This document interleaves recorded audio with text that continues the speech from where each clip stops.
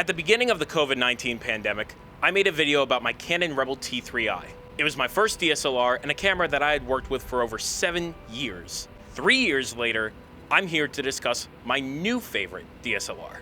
Now, you would probably think it was the Panasonic GH5, the camera I've used for almost my entire time living in San Francisco. But in fact, it's actually a camera that I've owned for less than a year. It has many similarities to the Panasonic GH5, but it has a few key improvements. I'm of course talking about the next iteration of Panasonic's Micro Four Thirds camera, the Panasonic GH6. This video isn't only what makes the DSLR better than the Canon T3i, but also the unique features that helped me make this my new primary camera over the GH5. Overall, this isn't going to be a video going over every single feature of the camera, but rather the ones that helped me side so much with the GH6. So, without further ado, let's take a look at the Panasonic GH6, the best DSLR for videographers. We'll start with the hardware. The GH6 features a 25.2 megapixel sensor in the Micro Four Thirds format. Although the Micro Four Thirds is smaller than the APS-C in the Canon Rebel T3i, plenty of improvements still come with the Panasonic GH6 software and the internal processor.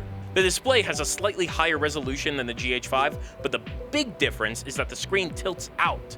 This is incredibly helpful if you are connecting external cables and still want to have the screen swivel to the best viewing angle. It also helps with low shots where you may want to keep the screen as close to the camera's center as possible. One of the things you won't find on the GH6 is a second SD card slot.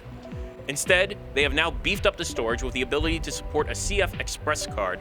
The one thing you will learn from this card before you even use it is that they are crazy expensive. But once you start using it, you will know how much faster it is than even a high-speed SD card.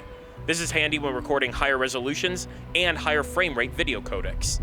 There are no direct XLR inputs on the camera, but you still have access to the external mount provided by Panasonic. The input attaches to the hot shoe, and then you can connect your high-quality microphones directly to the camera instead of dealing with scratch audio like I'm doing right now. To me, the best hardware feature of this camera, hands down, is the addition of USB-C. It's convenient for quick data transfers when connecting the camera to your computer, but what's really awesome is that it also allows for recording directly to an SSD. And my absolute favorite feature is that it can also supply power to the entire camera off of USB-C when shooting for an extended period of time.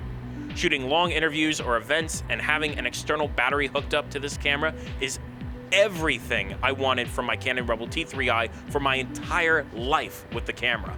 Now it's time to talk about the software on this camera. After using Panasonic as my primary camera for the last 4 years, I've become more accustomed to the menu system. However, I still think DSLR menus have much to improve upon, least of all Panasonic. It's also not improved in the slightest by the fact that this is a touchscreen camera. You would probably be disappointed if you were expecting iOS in a DSLR. Speaking of iOS, Wi-Fi and Bluetooth are built into this camera, allowing for wireless remote shooting by connecting to your smartphone or tablet. While I have never had a perfect experience setting this up for remote shooting, sharing photos directly to my phone from the camera with Wi-Fi has been an unexpected pleasure. Sharing photos via Wi-Fi direct to my iPhone or iPad is surprisingly great. Of course, it's not going to replace importing thousands of shots to a computer, but it's handy to take a single shot, do some quick edits, and share it with a few friends or even a client. Now, what I'm crazy about for this camera are the video capabilities.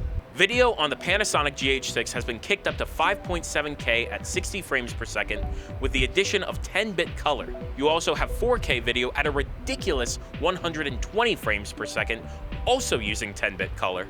The 5.7K gives more flexibility when recording if you want to punch into a shot or use a software stabilizer in post. And 10-bit color gives much more flexibility and detail when shooting more gradient shots with a lot of color, for instance, a sunset.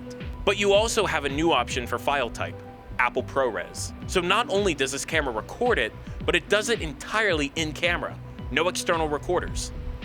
The catch is that a card like a CF Express will be one of the few media devices that can handle this kind of data. The other thing to think about is that you could get the highest capacity CF card on the market and fill it up in about 5 minutes. But with the latest firmware update, you can also record directly to the external SSDs. On a more practical side, having Vlog installed on the camera the second you unbox it is excellent. Of course, not having to buy it separately is already good enough, but not needing to install it onto your camera from an SD card is that extra bit of convenience that I live for. Overall, I had to think about how I wanted to lay this video out. The video I did 3 years ago was easy, because I knew I was talking to those who didn't own a DSLR at all. The T3i is still the best DSLR for beginners, and I stand by that now just as much as I did back then. The Panasonic GH6, or the Panasonic GH5 for that matter, is a great step up from the Canon Rebel T3i, but for a more specific audience. If you have had seasoned experience with a DSLR, whether it be for photo or video, the Panasonic GH6 is probably the best next step for you, but even more so if you are looking for video features. The photography is still great, don't get me wrong, and it's nice to have, but this camera was built to be a workhorse producing Hollywood levels of video quality. The last 14.5 years of making YouTube videos have shown me a lot, and to me, the Panasonic GH6 is the best way to grow even further.